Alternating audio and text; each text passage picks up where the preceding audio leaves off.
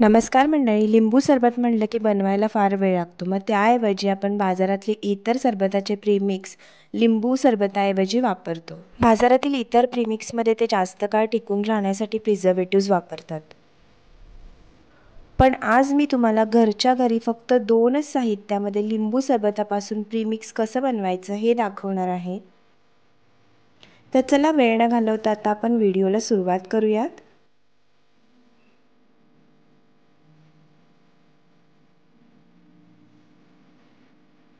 इकडे मी छान पिवळसर आणि भरपूर रस असलेली लिंब घेतलेली आहेत. सुरुवातीला ही सर्व लिंब मधून अशा प्रकारे आपण चिरून घेणार आहोत.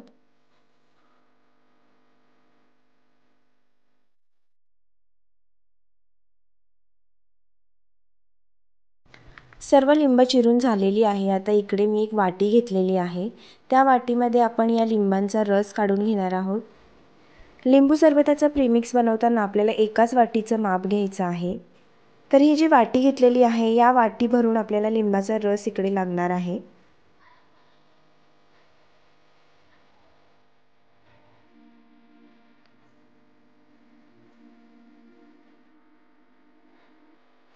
इकडे वाटीभर लिंबाचा रस काढून झालेला आहे.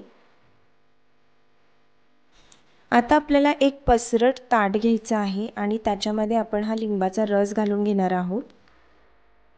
लिंबाचा रस घालून झाल्यानंतर ज्या वाटीने आपण लिंबाचा रस घातला त्याच वाटीने मोजून 3 वाटी आपल्याला साखर घालून घ्यायची आहे.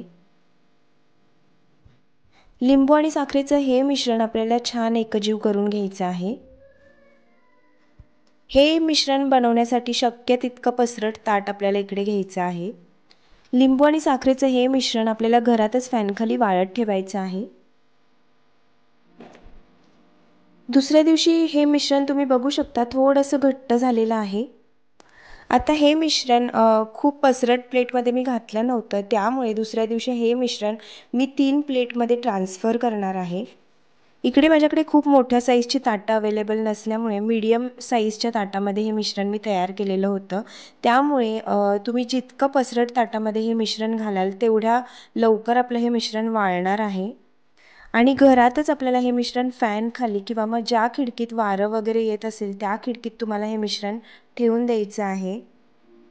हे मिश्रण अजिबात उन्हात वाळवायचं नाही, घरातच आपल्याला वाळवून घ्यायचं आहे.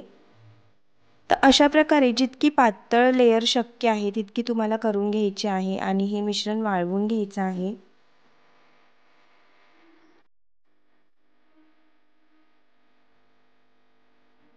तर आपलं लिंबू आणि साखरेचं मिश्रण अशा पद्धतीने 3 ताटांमध्ये मी पसरवून घेतलेलं आहे.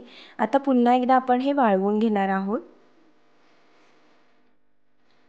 साधारण तिसऱ्या दिवशी तुम्ही बघू शकता मिश्रण आपलं अशा पद्धतीने थोडंसं घट्ट झालेलं आहे आणि एका उलाटण्याच्या साहाय्याने आपल्याला हे वेगळं करून घ्यायचं आहे ताटापासून. हे कंटिन्यू जर तुम्ही असंच 4 दिवस ठेवून दिलं तर ते काढताना खूप त्रासदायक होऊन जाईल. त्यामुळे प्रत्येक दिवशी आपल्याला हे वेगळं करून घ्यायचं आहे.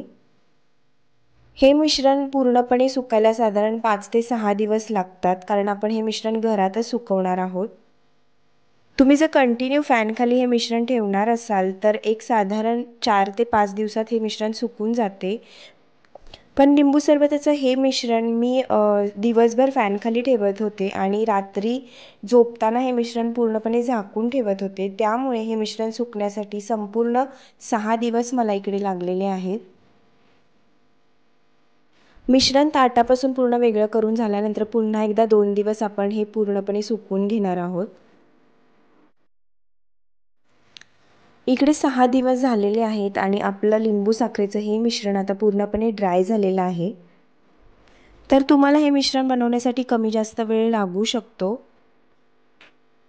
अशा पद्धतीने मिश्रण जे आहे ते आपलं पूर्णपणे कोरडं झालं पाहिजे. त्यानंतर आता आपण हे मिश्रण मिक्सरमध्ये फिरवून घेणार आहोत. मिक्सरमध्ये हे मिश्रण फिरवताना खूप जास्त वेळ फिरवायचं नाही, नाहीतर त्याला पाणी सुटू शकतं. अगदी थोडा वेळ फिरवून लगेचच आपण हे मिश्रण बाजूला काढून घेणार आहोत.